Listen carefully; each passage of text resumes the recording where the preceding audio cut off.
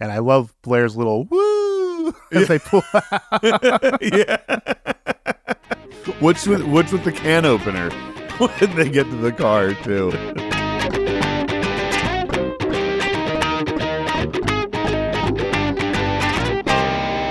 Hey, Upper East Siders and all you scandal-loving listeners out there. You just tuned into the Non-Judging Breakfast Pod, where the coffee is strong, the waffles are fresh, and the gossip is hotter than ever.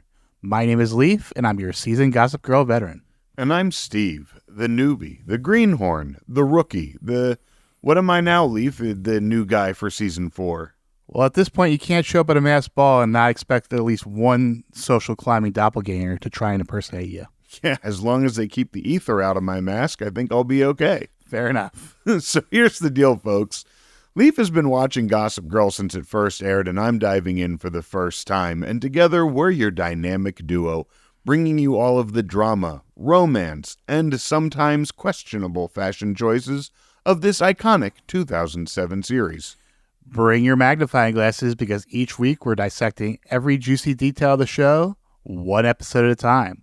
We'll connect the dots, uncover those sneaky little Easter eggs, and of course, serve up some piping hot behind-the-scenes tea. And expect some iconic fandom moments too, because what's a deep dive without a little drama? And since we are all about inclusivity here at the Non-Judging Breakfast Pod, there is always a seat for you at the Non-Judging Breakfast table. So go ahead and grab your mimosa, a cup of coffee, or roll up something from Chuck's stash, and let's get into this episode. Yes, we are here to talk about Season 4, Episode 11, The Townie. Original air date was December 6, 2010, and it was the mid-season finale. It's funny. It's one of those things where whenever I hear a movie title that seems like it should be older, like The Town feels like it should be older than... Well, it came out the same year that this episode was in. Yeah. It strikes me as funny because I don't think of that. I feel like that movie is much more recent, but and as we said, this is another movie that one of the cast was actually in. That's right. Blake Lively. Blake Lively was in this, yeah. And yeah, it was a movie directed and starring Ben Affleck and John Hamm and Rebecca Hall. A proficient group of thieves rob a bank and hold the manager hostage. Things begin to get complicated when one of the crew members falls in love with her. Have you seen it? Parts. I have not watched this movie. Although I have heard it's decent. I heard that Ben Affleck did a good directing job. So Ben Affleck is solid. I'll give him that.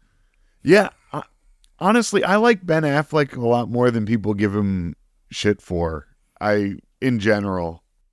This episode was written by Amanda Lasher and co-written by Stephanie Savage. Previous episodes from Amanda Lasher are in Season 2, Predator J, Gone with the Will, Seder Anything, Season 3, The Freshman, They Shoot Humphreys, Don't They, and The Lady Vanished. And also, It's a Dad World. And this is also her second episode this season. She already did episode 3, The Undergraduates. Yeah, she's pretty solid. Yeah.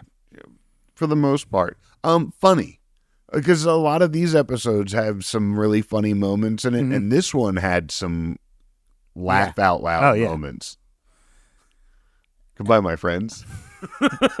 Dan.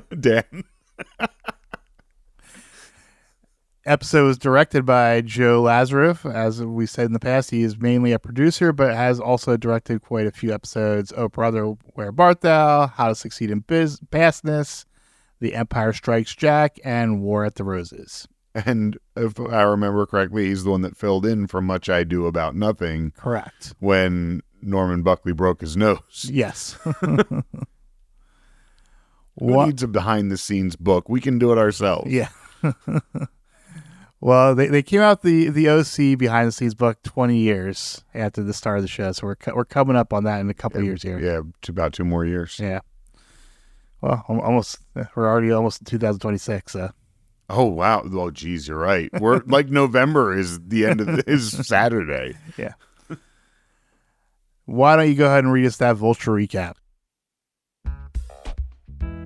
Last night, confessions spilled forth from the lip-glossed mouths of the characters on Gossip Girl. Juliet confessed to Serena that she had drugged her.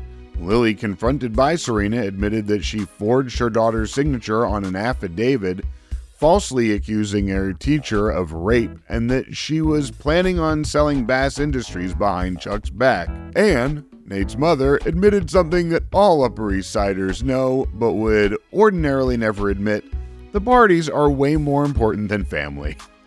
But despite his urging everyone else to get everything on the table, Rufus stayed mute about the origins of his deepening tan. Mystic or tanning bed, we guess they had to save something for the rest of the season. I didn't really notice the tan, but I'll take their word for it. Thinking back, I can kind of see it, but I didn't think much of it.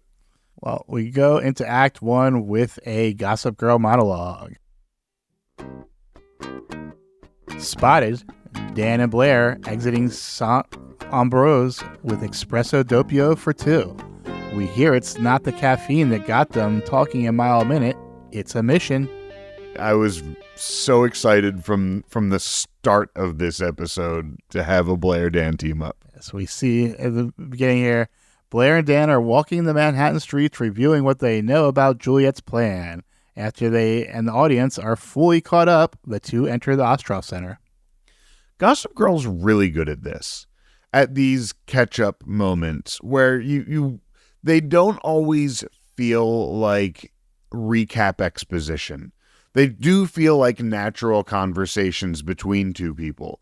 And I feel like they do this a lot, which especially the nature of network television at the time when you had to catch it week by week. And so I understand why that happened, why that trope happens throughout that style of TV. I feel like they do a really good catch-up when they have to. So. Yeah, and they usually make it witty and bantery. Exactly. Eric is with Serena and explains that Lily is with Chuck meeting with reporters to talk about Bass Industries. Before the scene cuts, a doctor enters and asks Serena if she has made a decision. And Serena's reaction to, I guess that's why Mom isn't here to tell me herself that she's proud. I like that she was feeling some sort of way. It really sets up the rest of this episode. At the front desk, Dan and Blair are struggling to gain entry to see Serena. Eric comes downstairs and lets them know that the doctor has advised that Serena go no contact for 72 hours and that whatever they're up to, they need to do it without Serena's help. Yeah. I Great. Yeah. As therapists will do, tell you not to contact any of your loved ones for 72 hours. Well, I think that's common in rehab. Well, I guess. Oh, yeah, I guess for rehab it would be. Yeah. I'm thinking of it more of a suicide attempt where that it was kind of treated like earlier. But yeah, for rehab, that's a little different. Nate and Ann have a conversation about how she is being excluded from her social circle since taking Howie back. Nate lets Ann know that Howie is planning on leasing a house outside the city when he gets out. Nate, you couldn't have talked to your dad about this first? You're just going to get the info and run it straight to your mom. Nate can't keep a secret. Nate cannot keep a secret. and if he would have seen Howie first, everything would have been fine. Yeah. But he was already suspicious of his dad anyways from what the guard said last week. Right, yes. So he went digging and then, he found something. Yeah. Back at the Waldorf penthouse, Dan and Blair continue to brainstorm. Blair shuts down Dan's suggestion of parents and police. Dan then suggests asking Gossip Girl. Smart, Dan. I thought it was a clever thing. Also, I like when they utilize that character because you forget sometimes that Gossip Girl is a character on the show because it's all the narration and the blurbs. So when they actually use her as a character, I find that fun. And speaking of Gossip Girl, she takes us to the first act break with... Oh, sorry, we got one more scene first. We get a shot of Juliet getting off the bus in her hometown before switching back to Dan and Blair, waiting for a response from Gossip Girl. When she finally does, it's an address located in Connecticut. I love that the mailman knows who Juliet is. that you know a better way to establish small town than the mailman Hey, knows Juliet. your name. It's good to have you back in town. And Gossip Girl takes us to the first act break with... Buckle up, kids. Looks like this unholy alliance is hitting the road. I was so excited. We go into Act 2. Serena is in a therapy session with the worst therapist ever. Serena recalls back to the show's inciting incidents of her sleeping with Nate and Pete Fairman overdosing afterwards. Yeah, and it's funny because it's the first time that we've actually seen these things back to back. We knew that they both happened on the same night, but we never really saw the series of events play out like this.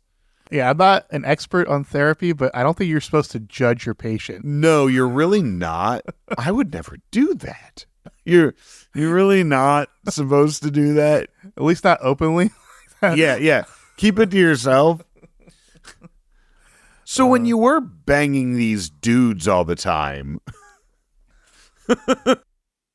Dan and Blair are in Rufus's classic car, bickering like an old married couple on their way to Cornwall. I loved it so much. And is the pedal to the metal? Let me just consult the GPS. Oh, wait, that's me. That's me. I could have gotten us a car. Well, we might need to speed. We might need to tail somebody or speed. Lily and Chuck share a post-interview drink at the penthouse after the reporter leaves. There was apparently a sticking point when the reporter asked when Lily would be giving up her seat on the board of Bass Industries, but she was able to smooth it over with Chuck. Yeah, right there it's like, oh, what the fuck are you up to, Lily? Well, then Rufus comes down and judges Lily for having a drink in the middle of the day as well. Yeah, which he was so harsh about it, too. Yeah. That he was like, it's a bit early for that, okay, don't you think? Okay, Dad. No, I was just having a drink with my underage stepson. From the guy that died. Dan and Blair are somewhat shocked to find the address Gossip Girl led them to is a very upscale house when Juliet is supposed to be poor. They enter into the middle of a bunch of rich high schoolers having a party. Once inside, they find Damien Dalgard. We're not looking for Juliet. We're looking for clues or someone who has one. Yeah. And yeah, good throwback. Makes so much sense. Because there's only one drug dealer in NYC. Right. Yes. Yes. And Connecticut. Yeah. He's got very busy. Nate confronts Howie about the house, but Howie has a quick response that it was Anne's dream house and it was meant as a romantic gesture, not an attempt to get away. And then when Nate's like, I'll talk to Mom. You already did. That's what. But also, Nate, it's not your like Dan told you last week, this isn't your responsibility. Stop being the go-between. Let them talk to each other so that you can stop screwing things up worse. Now, outside the party, Damien asks how Jenny is doing before Blair and Dan can begin interrogating him. At first, Damien doesn't want to get involved, but when he hears Serena was hospitalized, he admits that he sold Juliet the drugs. Damien then suggests finding Juliet's address to discover the connection with Serena, Juliet, and the nightly boarding school. What dealer sells ether? Yeah, I just sold her some drugs and some ether. What? It's like a roofie. What? That's all I sold her. I mean, they got to get it somewhere, right? We know Damien doesn't have a lot of scruples. No. I feel like the last scruple he had was not sleeping with Jenny, and then he ran out and then insulted her on the way out the door. And then scruples gone. Juliet sees Dan, Blair, and Damien getting into a car and realizes she's about to be found out. Yeah, busted. And Gossip Girl has this to say. Better step on it, Juliet, because your clean getaway just got very messy. And I love Blair's little woo as they pull out. Yeah. What's with the can opener when they get to the car, too? Which isn't he supposed to be European? You should recognize it. Yeah. We get into Act 3. And there's a flashback to Serena as a sophomore at boarding school explaining to her classmates how to drink absinthe. Serena then gets up and does a white girl party dance to Soulja Boy. We see Damien with a very bad haircut sitting on the floor doing Serena's homework. I don't know if I've ever brought up. I feel like I brought this up once before. The I love this song trope that you see in teen dramas when a girl, it's almost always a girl. Oh, I love this song. Cordelia does it all the time. And I think Jenny did it in season 2 when she and Agnes were hanging out with the guy. The one thing that I'll say that Gossip Girl does a little better is that it's actually cool, recognizable songs and not like bronzecore that you get from Buffy. that it's like, oh, I love this song. Really? What is it? Who's singing right now? From Joss Whedon's personal deep tracks. Yeah.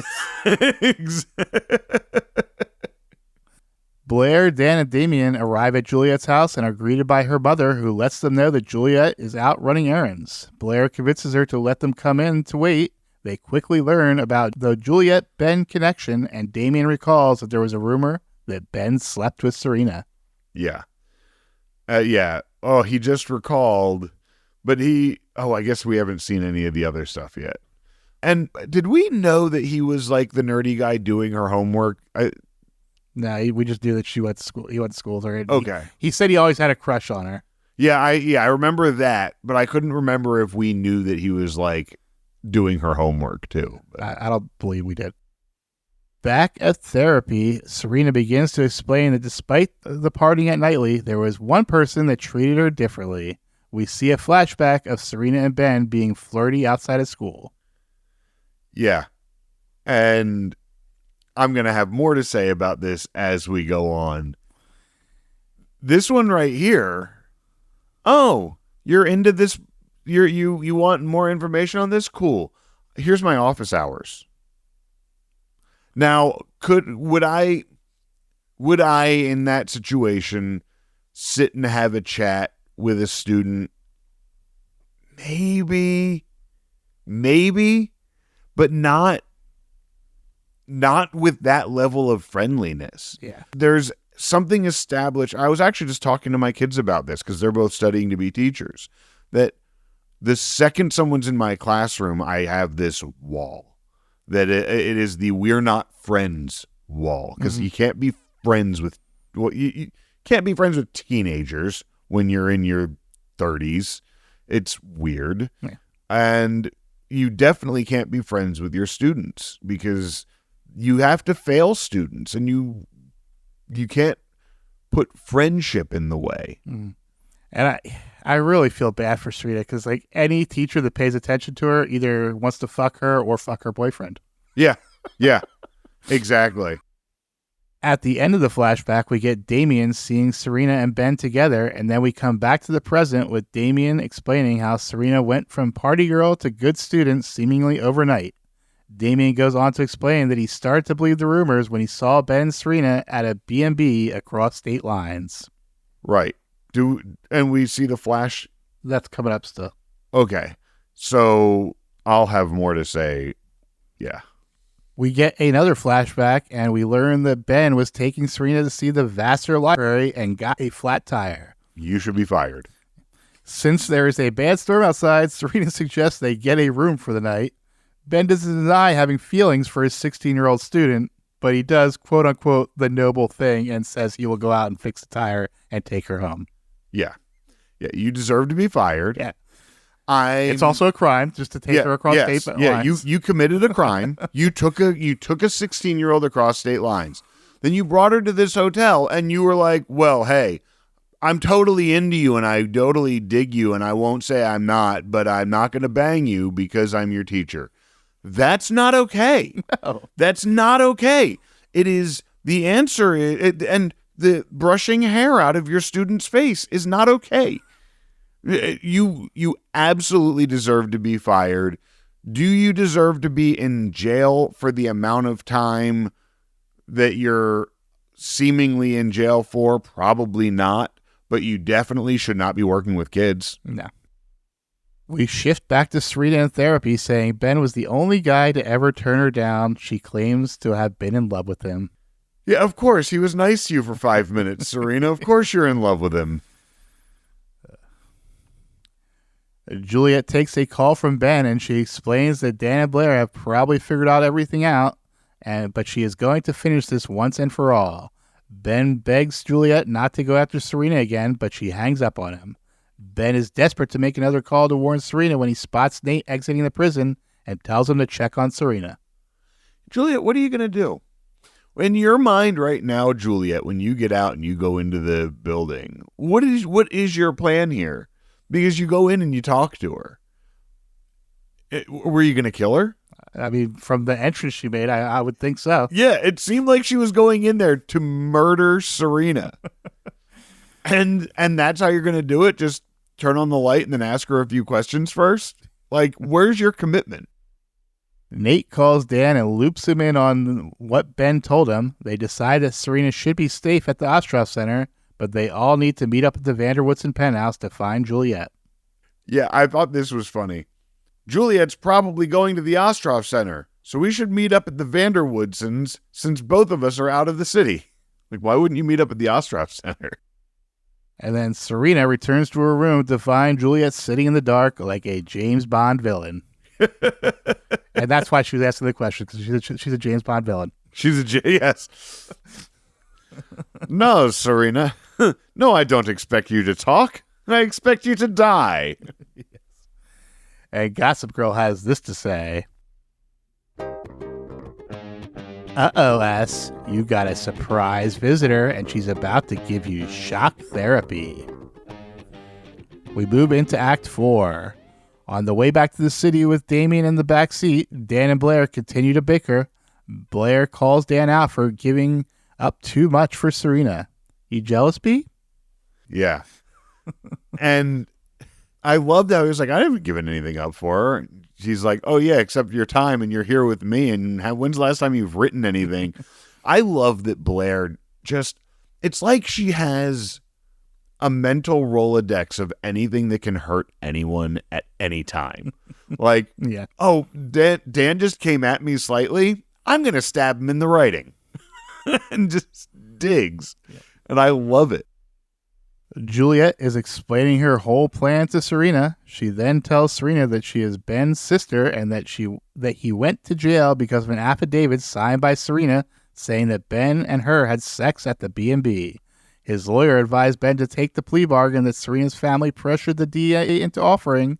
Serena tells Juliet that she didn't sign the affidavit, but she has a good idea who did. Yeah, it's fucked. That's fucked. And when you see the signature, when they do that scene, it's like, you know who it is. Yeah. And yeah, they immediately cut to, at a party, Lily is trying to minimize what Serena is dealing with to a Bass Industries board member, but is thwarted when Eric blurts out that Serena is getting the help she needs. Yeah, somewhere between the truth and the Marlins jersey lies the truth, and an adult knows, or it lies decorum, and an adult can discern the difference. But also, I love that Eric was not giving any fucks for Lily's decorum. Mm-hmm. Nate finds Anne at Lily's party and admits that her social life is more important to her than having Howie back in her life. Fair. And then steps away to greet real-life fashion designer and Upper East Side native, Minnie Mortimer. She's been on before, hasn't she? Not that I recall. Okay, I thought she looked familiar. Maybe it's from somewhere else. And also I thought it might be because her name wasn't mentioned. Usually when there's a cameo, their entire name gets mentioned in it, and Anne didn't say her name. She just said her first name. Did she? Oh. Yeah. But then she asked if she made that design. Yeah. So it's like I knew it was a cameo. Yeah. I also respect that Anne is like, Yeah. I need this. I need this. I really don't need your And I don't really blame her. Howie's a fucking loser. Yeah. Howie fucked up. Howie's a loser. Yeah. So like, yeah. Anne, I get it. She's got family money. Mm-hmm. Nate is shocked when Serena shows up with Juliet. She leaves Juliet with Nate to go off and find Lily. Is this where Eric and Damien No. trade barbs? Okay. Lily is giving a speech about how much she cares about her family. Eric rolls his eyes. Rufus looks on with adoration. Lily is shocked when Serena walks up, but quickly rolls with the punch and pulls Serena and Chuck in for a photo op. The photo op thing was so weird.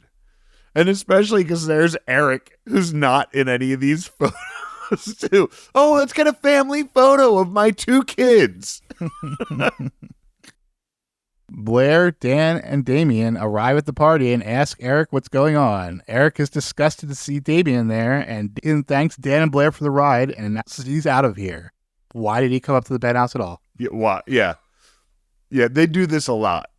But I did like the barbs. I did like the, what are you here to recruit more virgins? He goes, well, if I was, I'd check if you're available. Like the back and forth, that history. Serena stands up in front of the room and announces to everyone that Lily is a liar and her pants are on fire. Yep. And burning fire. Yeah. and Lily, your night is only starting to go bad. But this is what Gossip Girl has to say. Time to turn on the charm, Lily, because your perfect party just turned into the perfect storm. We move into Act 5. We see Lily doing some quick damage control with her guests before discreetly asking Eric to find out what is wrong with Serena.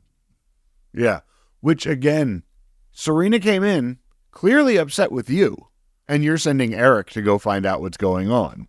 So once again, Lily, you're only making this worse and only proving Serena's point. The board member that asked about Serena earlier now lets slip to Rufus that Bass Industries is going to be sold. Yeah. I liked how Rufus reacted to it. Yeah. And we'll just let this play out. Blair, Dan, and Nate follow Juliet into Serena's room, who is there talking with Eric. Blair jumps in front of Juliet and threatens to call the police if she takes another step. But Serena tells her to call off the hounds. Blair, Dan, and Nate are furious when Serena just lets Juliet go free. Yeah, she did drug and kidnap you, Serena. Like, And all that other stuff, too. yeah, and all of the other stuff, too. This whole season so far. Yeah, and where Serena's like, well, it was a misunderstanding. And it's just like with her dad that tried to, like, kill her mom. And she's like, oh, but he's my dad. Oh, but I forgive him now. Serena, she tried to... She turned your whole life upside down for the past 3 months. And you're just like, okay, deuces. Have a good one. I like how Blair, she turns to Dan and says, Dan, list all the drugs that Damien sold to her. And then she looks at Nate and you identify which ones can make you believe. Yeah, keep believing the same thing over. Keep believing sociopaths. Lily apologized to Chuck for Serena making a scene. Serena, however, interrupts to confront Lily about Ben. Rufus also enters the conversation, curious about what's going on. It's revealed that Lily falsely accused Ben of statutory rape, although I disagree that he was completely innocent. Rufus then lets Chuck know that Lily is selling Bass Industries. When Chuck demands the company back, Lily says she couldn't even if she wanted to. Lily begs Serena for forgiveness, but Serena says she doesn't have to do anything for her ever again before storming off. Dan and Nate follow her. Lily then tries to explain herself to Rufus, but he doesn't want to hear it right now. Yeah. Yeah. I like It's Chuck. a really fun scene. This is a good scene. It was great. It was fantastic. One of those rapid fire scenes. Yeah. that you start off with Serena and Lily, and then when Chuck tries to defend and be like, hey, we've all done stuff that we're not proud of, and then Rufus is like, yeah, hey, Chuck. Why does he care about fucking Chuck all of a sudden? Right. He hated Chuck 9 episodes ago, but now he's. I don't think it's about Chuck. Yeah, he's just being petty. Well, yeah, I don't think it's about Chuck. I think it's about Lily doing this type of shit, and Lily not telling him that he was selling selling Bass Industries. Like, yes, I think Rufus is partially being petty, but also I think he's just, this is classic Lily shit. All of it is classic Lily shit. You should have known what you're getting into, Rufus. Yeah. I do love that he went upstairs. Which indicates that he's basically sending Lily to a hotel because they're not going to be talking tonight, and he went to the bedroom where usually in this situation he leaves and goes to the loft. But I love that he was like, nah, I'm going to go sleep in my bed, you asshole. You figure your shit out. And this is what Gossip Girl has to say about it. They say you reap what you sow. Better get out your gardening gloves, Lily. Looks like you're going to have a bumper crop this year. And we move into the epilogue.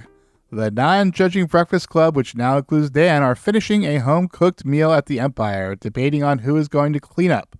We find out that Rufus and Lily are separately traveling to visit Cece in California. Serena invites Dan to go upstate to help her on a mission to get Ben out of prison, but he hesitates. We also learn that Serena was reinstated at Columbia.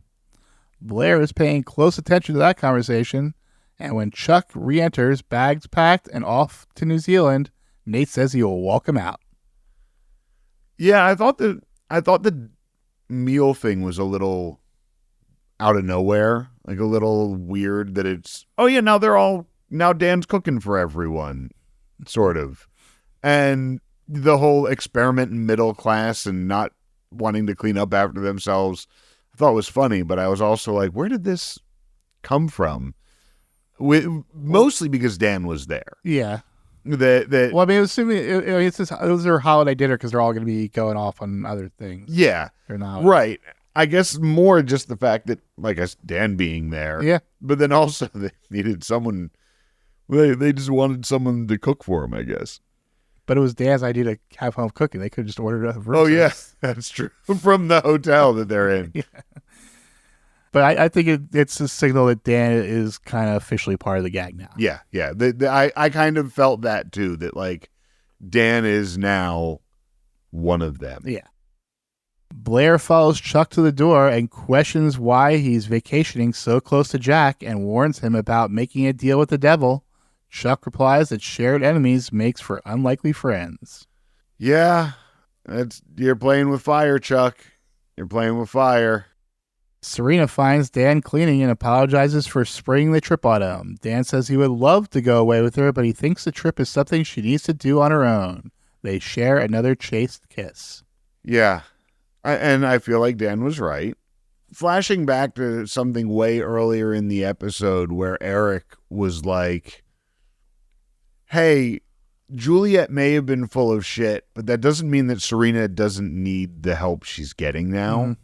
And I think that is important. So when Dan does say, I think you need to make this trip, I think that makes a lot of sense.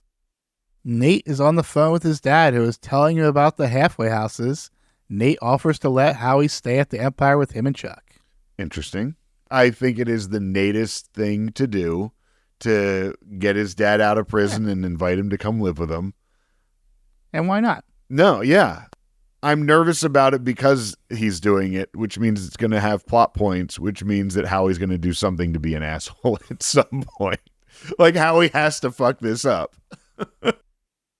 Dan and Blair discover that they are going to be the only ones left in the city for the holiday and that they both have plans to see the same French documentary at Film Forum.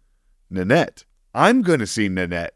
I squealed this whole time because if you've listened to this show at all, you know that I am dying for the Blair Dan, for the Dare team up, for the Dare relationship, whatever comes of it. I loved this whole scene, and I loved him. Please don't go through the list. I guarantee it is you and me. I won't call. I'm just going to be doing some writing, and that's it. And getting rid of Vanessa's bedroom. Yeah, and turning Vanessa's bedroom into an office. Serena visits Ben at the prison and lets him know that she is going to get him out. We can bang now. I'm old enough. Like, she walks in there and sees him, and he's like, Serena. And all I can think is that she's like, oh, he's going to be nice to me. Like, he's going to be nice to her. So now she's going to fall back in love with him. Oh, yeah. Especially because she was already in love with him. So there's that. And Gossip Girl ends the episode with this monologue. Whenever we give up something we really care about, we hope that the universe will reward our selfless choices. However, it's not always fate that gives us a gift. Sometimes it's someone closer to home. If you love someone, set them free. XO, Gossip Girl. And what is coming next? Well, okay. My first prediction is that when we come back, we're going to see awkwardness between Dan and Blair. And we're going to get a flashback that they banged. That's kind of what that was kind of, I feel like that's very Gossip Girl of them, to like show them being weird about something.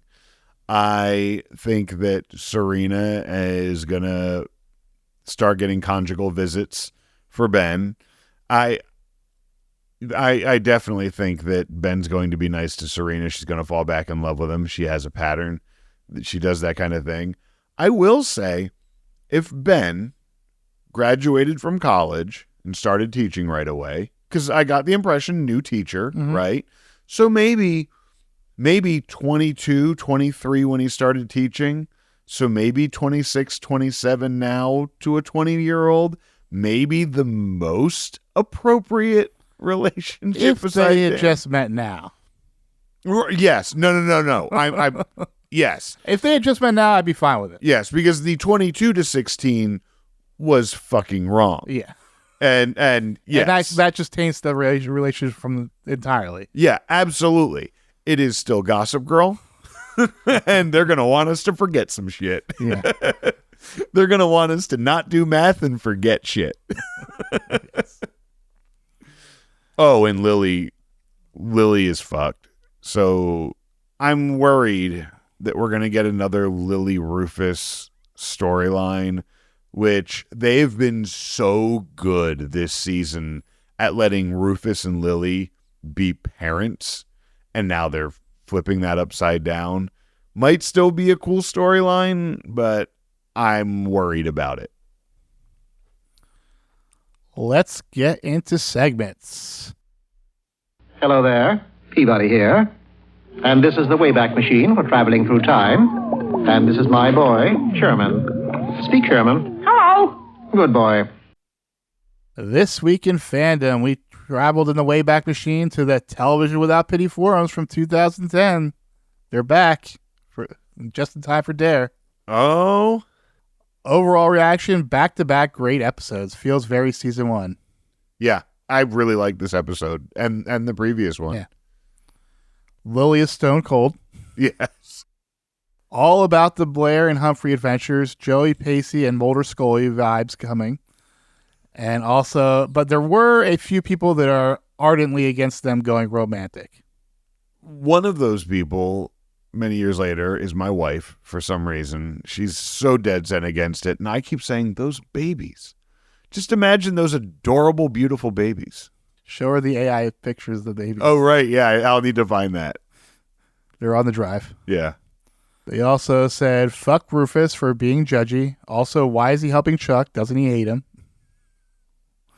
I wasn't mad at Rufus. I actually was kind of glad because I think that Rufus, I get that Rufus hates Chuck. I think Rufus hates when Lily is slimy more, and that he was just mad that she was being slimy. Okay, and well, they don't marry her, but he was also being judgy about her drinking in the middle of the day. Oh, well, there's that. Yeah. that one was funny. Yes. Okay, fuck you for that one, Rufus. For some reason, they are actually excited about Ben and Serena hooking up. Because they're all sickos, just like my wife, who is like, oh, by the way, fuck you, Colin, because Colin cut off his brother or his cousin for doing the same fucking thing with the same fucking girl that he was trying to do. Yeah, not a good look. No, like it was funny because it was when I was listening to our most recent episode when they mentioned Colin being the teacher, and I was like, wait a second, he cut off his cousin for going to jail for sleeping with a student, which granted, I completely get, yes, it's wrong that for what he did, what he was in prison for, but you went and tried to do the same thing with the same girl, even though you didn't know that. And to cut off your family for that is what I think is a little like, wow, that's really fucked up, family. You really, and I guess maybe I'm being a hypocrite because I kind of have a cousin whose wife is, I think I showed you that a while ago, that my cousin's wife is currently going through this, but that's my cousin's wife, and I never liked her. They like seeing everyone friendly at the end. Yeah. Goodbye, my friends, and Dan. That was maybe my favorite line in the in the entire episode. And finally, Nate's mom is a bad actress. Oh yeah, she always has been. I mean, she's never really carried anything she's been in. I mean, and I'll go so far as to say Anne is just always Anne. I don't know if it's good acting or bad acting because it's kind of hard to judge someone off of what little she has, but it's not great. It's not winning awards. Apparently, she was also on Damages and what was the other one they mentioned? The Good Wife. Oh, that's around the same time. I thought that was a little later, but that's Juliet and Margulies, right? The Good Wife, yes. On to episode grades. What do you got this week? Yes, I didn't quite like it as much as last week, but I felt like there was so much to it that I'm going to go with an A- on it. I felt like the storyline kept going through. I felt like it was funny. It was nonstop. The episode went kind of quick. So yeah, A-. I really liked this episode. The acting, especially Penn and Leighton, was great. They are just hilarious, great vibes. Hope to see more of that. So I actually gave this an A again. Yeah. Back to back. Yeah. Yeah, it's funny because we talked early about season 4 being the place where everyone jumps off and or that takes a hit. And I'm just bracing myself because it's been really good for the most part this season. So I'm just waiting for the train wreck to happen. So I will say this is the last time we see Juliet. Oh, it is? I was kind of wondering if she was going to become full cast. So now we have her brother. Yeah, it just ends with a wet fart of her being set free. Oh my God, that's so annoying. I wonder how much of this is from the books. This feels very book. I don't think any of this is from the Oh, book. really? Moving on to Stockwatch. Who do you got going up? I'm going to start with Juliet for getting out and getting free and like with scot-free on all of her scamming. I'm going to give Blair and Dan an up for having a great episode, having a lot of fun, and having time alone together going into the break here. I'm going to give Nate an up for being a good son and taking in Howie, even though he kind of fucked up, but he's going to take in Howie, and I liked that.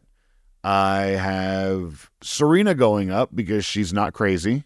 And, well, she's not in, you know what I mean. And I'm going to give Rufus going up for calling out Lily at the end. I was Team Rufus when he did that. I think that's it. Oh, I'm sorry, and Eric for being a good brother. For me, I had Dan, Blair for having their fun adventure. Serena for getting some therapy and kind of finally moving forward a little bit, hopefully. Even if the therapist was garbage. Yeah. Eric for being a good brother. And I gave Ben an up because it looks like he's probably going to get out of jail. Oh, yeah, I'm not going to give Ben an up yet, but I think that makes sense. Who do you got going down? So, Lily for getting busted. Chuck, because he's about to lose Bass Industries, or, he thinks he's about to. Vanessa, because she was mentioned and her room is getting done into an office. Oh, and Damien for being a snitch and for also just kind of being an asshole. For me, I had Lily, obviously. Yeah. I also had Rufus going down. Yeah, it's fair. Because he was just judgy. That's fair. Juliet, because, she just didn't amount to anything. That is also fair. Anne, because she's just horrible. Oh, well. Howie, because, he's also pretty... I left out Howie and Anne because I actually was closer to giving Howie an up because he's getting out, and Anne I was closer to giving an up because of her getting back into high society, but I gave them both neutral for sucking. And I also gave Nate a down because he's once again just being manipulated. Yeah, and also just putting himself in the wrong place. Yes. It's like, stop manipulating yourself. Stop manipulating yourself. He puts himself into these situations for people to manipulate him. Yeah. But here's the best outfits from the last episode we've seen. Who do you have for best outfit? This one was tough because I didn't think, for one, there was no party of the week for the kids. The party was an adult thing. I kind of went between Chuck and Eric, with Chuck's suit. I thought it was really nice. And then Eric having sort of a casual but dressed up thing, and Eric never gets it. So I'm going to give it to Eric. I actually really liked the outfit Blair was wearing the whole episode, with the black and white pattern blouse, a black sparkly miniskirt, and lace tights. Yeah, I liked it. I like that outfit. That is it for segments, though. Do you have anything you would like to plug? Yes, I do. I am going to be playing at the Christmas Village in Love Park in Philadelphia. So you can come on out to that. It'll be December 9th and December 11th. December 9th at 6 p.m. and December 11th at 5 p.m. I'm going to be there playing some ukulele songs, some Christmas songs, and some non-Christmas songs. So come on out and check that out. Also, please follow me on TikTok or Instagram at steve.marchon, Marchion, or you can find me on Blue Sky at The Weed Wizard. Nothing for me to plug this week, but if you want to follow me on social media, you can find me on Instagram and Blue Sky at Hot Capicola. That's HOTCAPICOLA. And if you want to follow the podcast, you can follow us on TikTok, Instagram, and Threads at Non-Judging Breakfast Pod. And you can also find links to our subreddit, our Discord server, and our Patreon at nonjudgingbreakfastpod.com. And if you would like to get in touch with us, we would love to hear what you have to say. So go ahead and send us an email at nonjudgingbreakfastpod@gmail.com.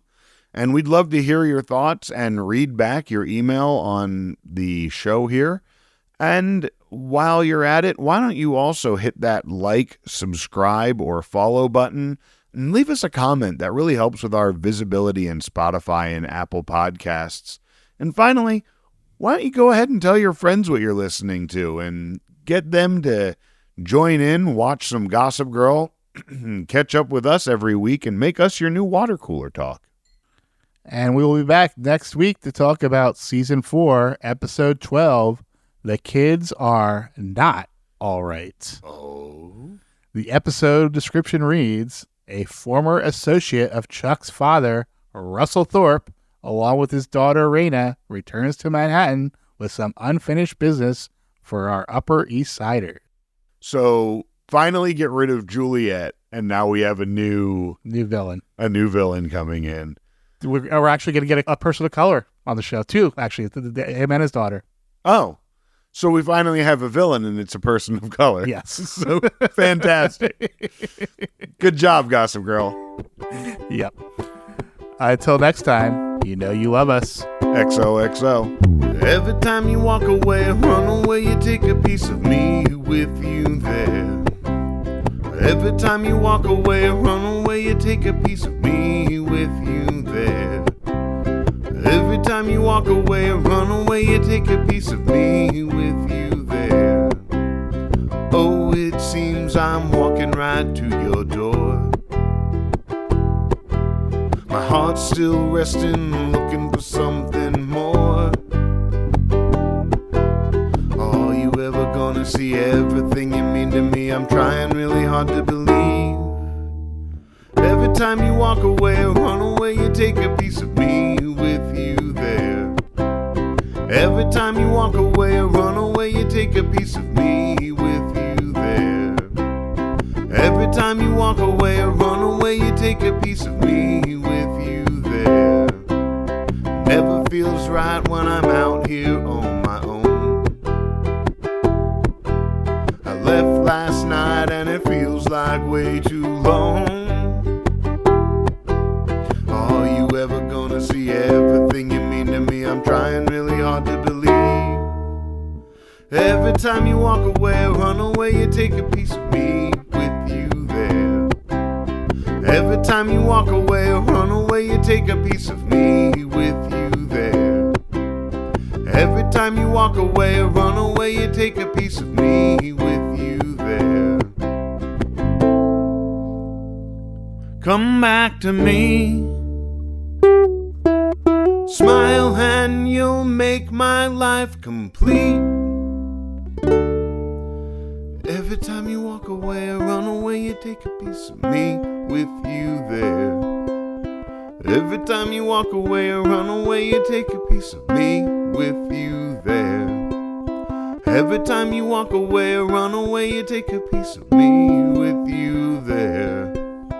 Every time you walk away or run away, you take a piece of me with you there.